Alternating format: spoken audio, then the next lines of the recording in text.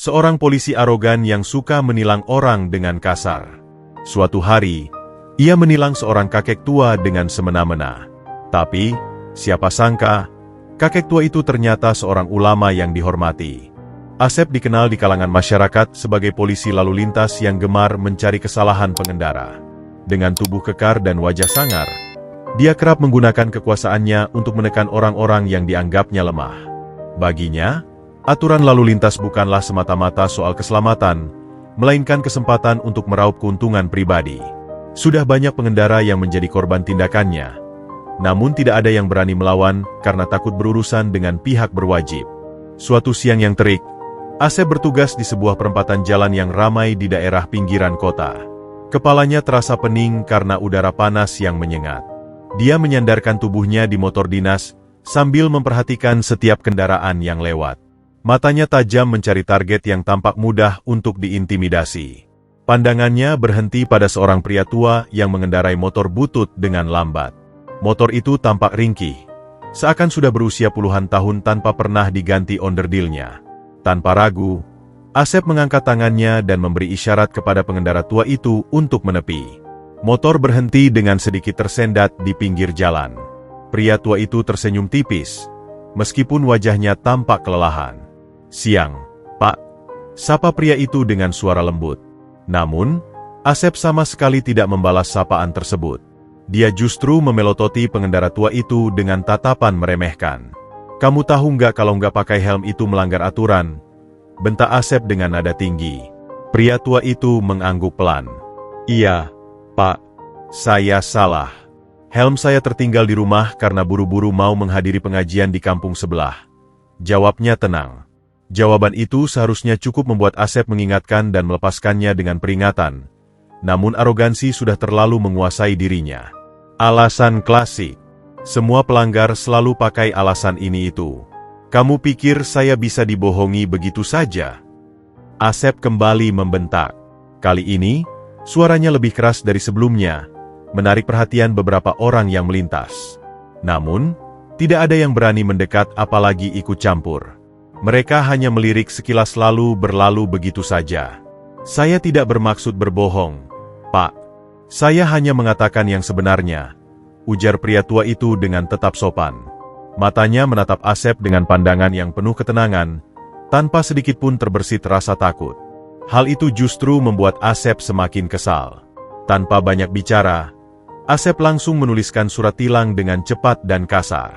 "Kalau mau motor kamu nggak disita, bayar denda di tempat.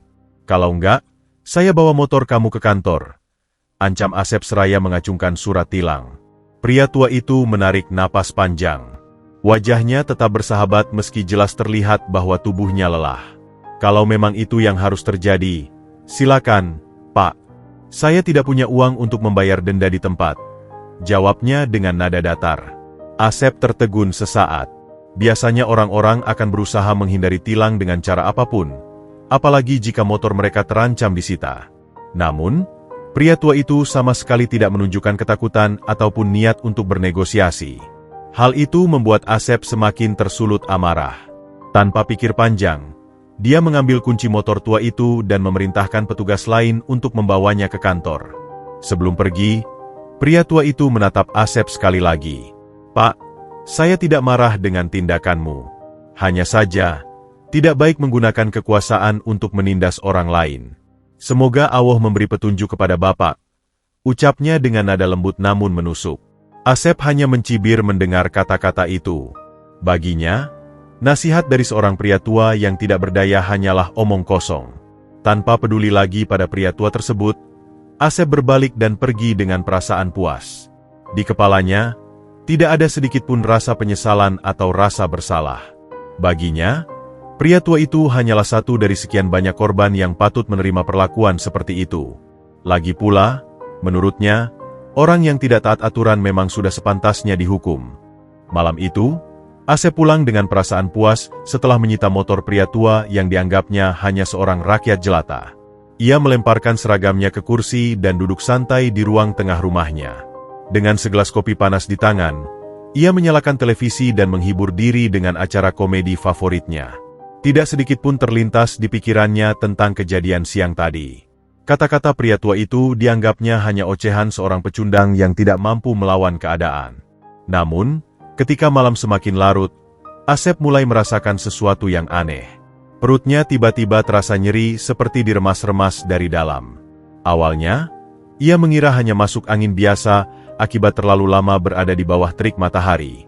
Dengan santai, ia mengoleskan minyak kayu putih di perutnya sambil terus menonton televisi.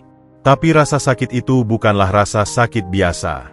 Semakin lama, nyerinya semakin menjadi-jadi, membuat Asep mengerang kesakitan. Takut membuat istrinya terbangun, Asep berusaha menahan rasa sakit itu sebisa mungkin. Namun, peluh dingin mulai mengucur dari dahinya dan seluruh tubuhnya terasa lemas. Dia mencoba berdiri untuk mengambil obat di lemari, tapi tubuhnya langsung ambruk ke lantai. Suara benda jatuh itu akhirnya membuat istrinya, Wati, terbangun dari tidurnya. "Asep, kamu kenapa?" tanya Wati panik sambil membantunya bangun. Tapi Asep hanya bisa mengerang dengan wajah memucat. Perutnya kini terasa seperti dihimpit batu besar, membuatnya kesulitan bernapas. Wati yang kebingungan segera menghubungi ambulans dan meminta pertolongan dari tetangganya untuk membantu mengangkat Asep ke dalam mobil. Di rumah sakit, Asep segera diperiksa oleh tim dokter yang bertugas. Mereka melakukan serangkaian tes mulai dari pemeriksaan fisik hingga pemindaian bagian dalam perutnya. Namun, hasilnya membuat para dokter kebingungan. Tidak ditemukan tanda-tanda penyakit yang jelas, tapi perut Asep tampak membesar seakan dipenuhi sesuatu yang tidak bisa terdeteksi. "Pak Asep, hasil pemeriksaan kami normal. Tidak ada infeksi, tidak ada luka dalam, dan organ tubuh Anda semuanya berfungsi dengan baik," jelas salah satu dokter dengan raut wajah bingung. "Tapi kenapa perut saya terus membengkak, Dok? Rasanya sakit sekali," protes Asep sambil meringis menahan nyeri. Dokter hanya menggelengkan kepala, tak tahu harus memberi penjelasan apa. Rasa sakit itu tidak kunjung reda, bahkan setelah diberikan berbagai jenis obat penghilang rasa sakit. Setiap detik yang berlalu terasa seperti siksaan bagi Asep. Wati yang menemani di samping tempat tidur, hanya bisa menangis melihat kondisi suaminya yang terus merintih kesakitan. Hatinya hancur, tapi tidak tahu harus melakukan apa. Malam itu menjadi malam terpanjang dalam hidup Asep. Ia terbaring tak berdaya di ranjang rumah sakit, memandang langit-langit dengan pikiran kalut. Sambil menggigit bibirnya menahan sakit, ingatannya kembali terbayang pada kejadian siang tadi. Wajah pria tua dengan sorot mata teduh itu muncul di benaknya. Kata-katanya yang lembut tapi tegas menggema seolah menampar batinnya. Asep mencoba mengusir bayangan itu, menganggapnya hanya hayalan akibat rasa sakit yang tak tertahankan. Namun, semakin ia mencoba melupakan, semakin kuat suara itu terdengar di kepalanya. Tidak baik menggunakan kekuasaan untuk menindas orang lain. Kata-kata itu seakan menjadi mimpi buruk yang menghantui pikirannya sepanjang malam. Rasa takut mulai menyusup di hati Asep. Dia tidak pernah percaya dengan hal-hal mistis atau cerita karma yang sering dibicarakan orang-orang. Baginya, dunia hanya soal kekuatan dan kekuasaan. Namun, kali ini ia merasa ada sesuatu yang berbeda. Sesuatu yang tidak bisa dijelaskan oleh logika. Dalam ketakutannya, ia mulai bertanya-tanya, apakah ini adalah akibat dari perbuatannya terhadap pria tua itu? Rasa sakit yang tak kunjung hilang membuat Asep dirundung keputusasaan. Sudah 3 hari berlalu sejak ia pertama kali dibawa ke rumah sakit. Perutnya semakin membesar seolah ada sesuatu yang terus mengganas di dalam tubuhnya. Setiap dokter yang memeriksanya memberikan jawaban yang sama, bahwa tidak ada penyakit yang terdeteksi. Namun, rasa sakit yang mendera membuat hidupnya terasa seperti neraka. Wati semakin putus asa melihat kondisi suaminya. Setiap hari ia hanya bisa menangis di samping ranjang, menggenggam tangan Asep yang semakin kurus. Berat badannya turun drastis. Wajahnya pucat dan matanya cekung akibat kurang tidur.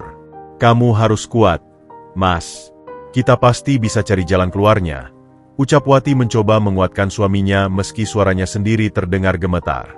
Kabar tentang sakit aneh yang diderita Asep mulai menyebar di antara teman-teman sejawatnya. Beberapa dari mereka datang menjenguk, membawakan buah tangan dan memberikan saran agar Asep mencoba berbagai pengobatan alternatif. Salah satu temannya, Doni, bahkan menyarankan agar Asep menemui seorang dukun terkenal di kampung sebelah yang katanya bisa menyembuhkan segala macam penyakit. Karena putus asa, Asep pun mengikuti saran tersebut.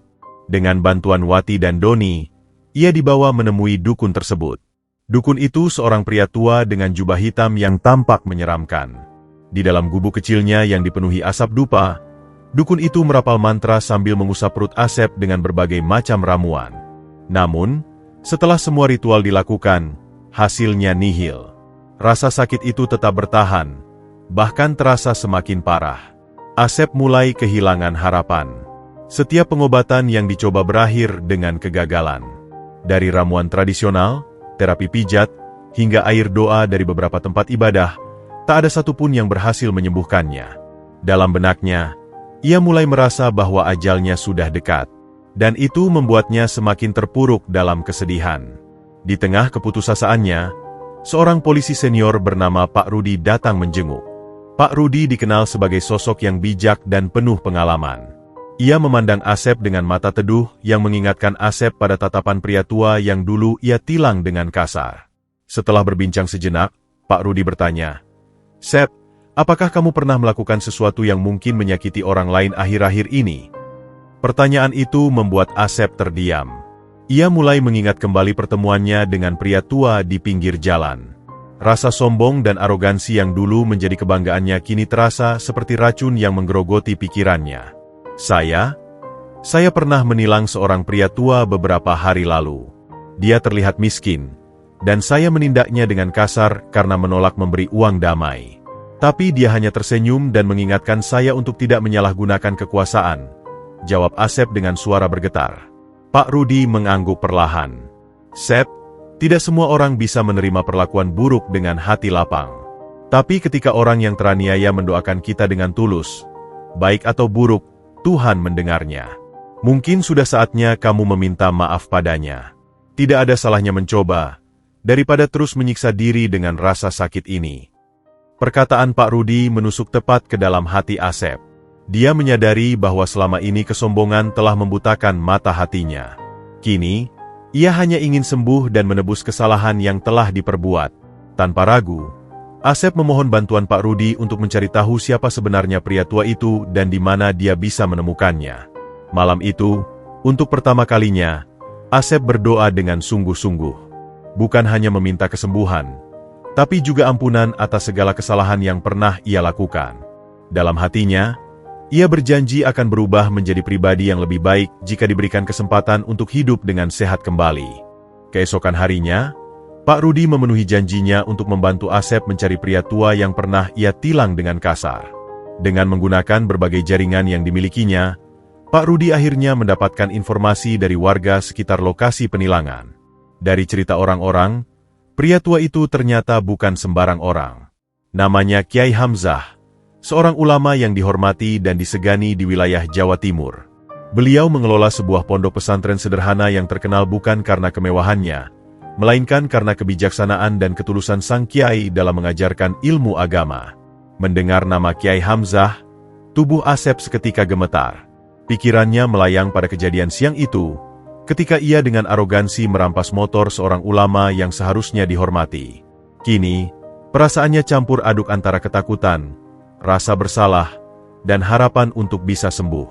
Tapi yang paling dominan adalah rasa takut. Takut bahwa segala perbuatannya selama ini telah mengundang murka Tuhan.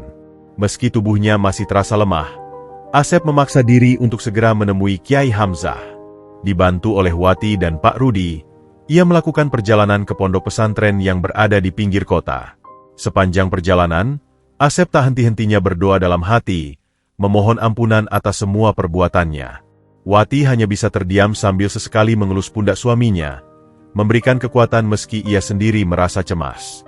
Setelah menempuh perjalanan selama hampir 2 jam, mereka tiba di pondok pesantren yang sederhana namun asri. Suara lantunan ayat suci Al-Quran terdengar lembut dari dalam masjid kecil di tengah kompleks pesantren. Beberapa santri muda tampak khusyuk mengaji di bawah bimbingan seorang ustaz. Suasana itu menimbulkan perasaan damai, sesuatu yang sudah lama tidak dirasakan oleh Asep. Pak Rudi langsung mengajak Asep menemui salah satu santri dan menanyakan keberadaan Kiai Hamzah.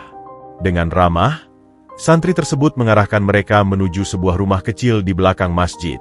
Rumah itu terbuat dari kayu jati tua, namun tampak terawat dan bersih. Silakan, Pak. Kiai Hamzah sedang berada di dalam, ucap santri itu dengan sopan. Dengan langkah tertatih, Asep memasuki rumah kecil itu. Di dalam, ia melihat sosok pria tua yang sedang duduk di lantai dengan Al-Quran terbuka di hadapannya. Meski rambutnya telah memutih dan wajahnya dihiasi kerutan usia, sorot mata Kiai Hamzah masih memancarkan ketenangan dan keteduhan yang luar biasa. Ketika melihat kedatangan Asep, Kiai Hamzah tersenyum ramah dan mempersilakan mereka duduk. "Ada yang bisa saya bantu, Nak?" tanya Kiai Hamzah dengan suara lembut. Pertanyaan sederhana itu justru membuat Asep semakin merasa tak pantas berada di hadapan beliau. Air matanya mengalir tanpa dapat ia tahan. Dengan suara terisak, Asep mengakui segala perbuatannya, mulai dari arogansi, kesombongan, hingga tindakan tidak adil yang pernah ia lakukan. Kata-kata maaf terus terucap dari bibirnya yang gemetar. "Saya mohon maaf, Kiai. Saya sadar saya telah berbuat zalim kepada panjenengan. Tolong maafkan saya. Tolong sembuhkan penyakit saya ini. Saya tidak tahu harus bagaimana lagi." Suara Asep terputus-putus di antara tangis penyesalannya. Pak Rudi dan Wati yang berada di sampingnya hanya bisa menundukkan kepala, ikut merasakan kepedihan yang dialami Asep. Kiai Hamzah menatap Asep dengan pandangan penuh kasih. "Anakku, Allah Maha Pengampun bagi mereka yang sungguh-sungguh bertobat. Bukan saya yang menyakitimu, bukan pula doa buruk dari saya yang membuatmu seperti ini. Mungkin Allah hanya ingin mengingatkanmu agar kembali ke jalannya. Mari, kita berdoa bersama memohon ampunan kepadanya." Tanpa menunggu jawaban, Kiai Hamzah mengangkat tangannya dan mulai melantunkan doa dengan penuh khusyuk. Doa yang dipanjatkan oleh Kiai Hamzah terasa begitu menyejukkan hati. Suaranya lembut, namun penuh kekuatan yang meresap ke dalam sanubari setiap orang yang mendengarnya. Asep hanya bisa terisak pelan, mengikuti setiap lantunan doa yang dipanjatkan sang Kiai. Untuk pertama kalinya, ia merasakan ketenangan yang belum pernah ia dapatkan selama hidupnya. Seakan beban berat yang menghimpit batinnya mulai terangkat sedikit demi sedikit. Setelah selesai berdoa, Kiai Hamzah menatap Asep dengan sorot mata penuh kasih. "Nak Asep, setiap manusia pernah berbuat salah. Tapi yang terpenting adalah kesadaran dan keinginan untuk memperbaiki diri. Allah Maha Pengampun, dan Dia tidak akan pernah meninggalkan hambanya yang tulus memohon ampunan. Insya Allah, penyakitmu akan sembuh jika kamu benar-benar ingin berubah." Asep mengangguk pelan. Rasa sakit di perutnya masih terasa, tetapi hatinya kini jauh lebih lapang. Ia menyadari bahwa kesombongan dan arogansi yang selama ini menguasainya telah mengaburkan pandangannya dari nilai-nilai kebaikan. Kini, hanya ada satu keinginan dalam hatinya, yaitu menjadi pribadi yang lebih baik dan menebus semua kesalahan yang pernah ia lakukan. "Kiai, saya ingin berubah. Saya ingin menjadi manusia yang lebih baik. Tolong bimbing saya agar bisa menemukan jalan yang benar," ucap Asep dengan suara serak, namun penuh dengan ketulusan. Wati yang berada di sampingnya tersenyum haru melihat tekad suaminya. Ia tahu, Asep benar-benar ingin memperbaiki dirinya. Kiai Hamzah mengangguk perlahan. "Alhamdulillah, Nak Asep. Saya akan membantu semampu saya. Tapi yang terpenting, kamu harus ikhlas dan sabar dalam menjalani prosesnya. Pengampunan Allah selalu terbuka bagi mereka yang mau bertobat." Setelah berkata demikian, Kiai Hamzah menyuruh Asep untuk mengambil air wudhu sebelum melaksanakan salat tobat bersama. Dengan bantuan Wati, Asep membersihkan diri dan mengambil air wudhu di sumur kecil yang terletak di samping rumah Kiai Hamzah. Tubuhnya yang lemah terasa menggigil saat air dingin menyentuh kulitnya. Namun, ia berusaha tetap tegak, mencoba menguatkan hatinya. Setelah itu, Asep dan Wati mengikuti Kiai Hamzah melaksanakan salat tobat dengan khusyuk. Usai salat, Kiai Hamzah kembali mengangkat tangannya, memanjatkan doa dengan tulus untuk kesembuhan Asep. Beliau juga mengajarkan beberapa zikir dan amalan yang dapat membantu menenangkan hati serta mendekatkan diri kepada Allah. Asep mendengarkan dengan seksama, menyerap setiap kata yang disampaikan oleh sang Kiai dengan penuh kesungguhan. "Asep, mulai sekarang, perbaiki niatmu. Jalani pekerjaanmu dengan jujur dan adil. Jangan sampai kekuasaan yang diberikan kepadamu justru menjadi beban yang menjerumuskanmu dalam dosa. Jadikan pekerjaanmu sebagai ladang amal, bukan hanya untuk mencari penghidupan." Nasihat Kiai Hamzah dengan suara lembut tapi tegas. Asep mengangguk dengan mata yang mulai basah. Hatinya tersentuh oleh ketulusan sang kiai. Dalam hatinya, ia berjanji akan menjalani hidup yang lebih baik dan mengikuti setiap nasihat yang diberikan. Malam itu, Asep kembali ke rumah dengan perasaan lega meski perutnya masih terasa nyeri. Namun, kini ia memiliki harapan baru. Harapan bahwa suatu hari nanti, dirinya akan benar-benar sembuh dan menjadi manusia yang lebih baik. Sejak pertemuannya dengan Kiai Hamzah, hidup Asep perlahan mulai berubah. Setiap hari, ia mencoba mengamalkan nasihat yang diberikan oleh sang kiai. Meskipun rasa sakit di perutnya belum sepenuhnya hilang, Asep merasa ada ketenangan yang mulai merasuki jiwanya. Ia menghabiskan waktunya dengan lebih banyak berdoa, berzikir, dan memohon ampun kepada Allah atas segala kesalahan yang telah ia perbuat. Tidak hanya itu, Asep mulai memperbaiki hubungannya dengan orang-orang di sekitarnya. Ia meminta maaf kepada rekan-rekannya di kantor atas sikap arogannya selama ini. Beberapa dari mereka terkejut melihat perubahan Asep yang mendadak, tapi tidak sedikit pula yang menyambutnya dengan tulus. Bahkan, Pak Rudi yang selama ini dianggapnya sebagai atasan yang membosankan justru menjadi salah satu pendukung terbesar dalam usahanya untuk berubah. Setiap minggu, Asep menyempatkan diri mengunjungi pondok pesantren Kiai Hamzah. Ia berguru bukan hanya tentang ilmu agama, tetapi juga tentang kehidupan. Kiai Hamzah mengajarkan kepadanya tentang pentingnya rendah hati, kejujuran, dan keadilan dalam menjalankan tugasnya sebagai seorang aparat penegak hukum. Perlahan, Asep mulai menyadari bahwa menjadi seorang polisi bukanlah tentang menunjukkan kekuasaan, melainkan tentang melindungi dan melayani masyarakat dengan hati yang bersih. Suatu malam, setelah selesai salat malam dan berdoa dengan khusyuk, Asep merasakan sesuatu yang berbeda. Rasa sakit yang selama ini menghantuinya mulai mereda. Perutnya yang tadinya membesar perlahan-lahan mulai menyusut. Tubuhnya terasa lebih ringan dan nyaman. Namun, ia tidak ingin terlalu berharap. Ia hanya terus berdoa agar keajaiban ini benar-benar menjadi kenyataan. Keesokan harinya, Wati yang sedang menyiapkan sarapan di dapur terkejut melihat suaminya berjalan dengan langkah lebih kuat daripada biasanya. Wajah Asep yang sebelumnya pucat kini tampak lebih segar meskipun masih sedikit lemah. "Mas, kamu kelihatan lebih baik. Apa rasa sakitnya sudah hilang?" tanya Wati dengan mata berbinar. Asep mengangguk sambil tersenyum tipis. "Alhamdulillah, rasa sakitnya mulai berkurang. Mungkin ini adalah buah dari segala doa dan usaha kita. Tapi aku sadar, kesembuhan ini bukan hanya soal menghilangkan rasa sakit. Ini tentang memperbaiki diriku menjadi lebih baik." Asep menatap mata istrinya dengan penuh haru. Ia tahu bahwa Wati telah menemaninya melewati masa-masa tersulit dalam hidupnya dengan penuh kesabaran. Meski kondisinya semakin membaik, Asep tidak lantas berhenti untuk mendekatkan diri kepada Tuhan. Ia tetap rajin mengunjungi Kiai Hamzah dan memperdalam ajaran-ajaran yang diberikan kepadanya. Di sisi lain, ia juga mulai menerapkan semua pelajaran tersebut dalam pekerjaannya. Asep yang dulu terkenal arogan dan suka menindas kini berubah menjadi polisi yang bijaksana dan adil. Orang-orang di sekitarnya mulai memperhatikan perubahan tersebut. Mereka melihat bagaimana Asep kini melaksanakan tugasnya dengan jujur dan rendah hati. Perlahan tapi pasti, reputasinya sebagai polisi yang baik mulai tersebar. Namun, Asep tidak terlalu peduli dengan pujian atau pengakuan dari orang lain.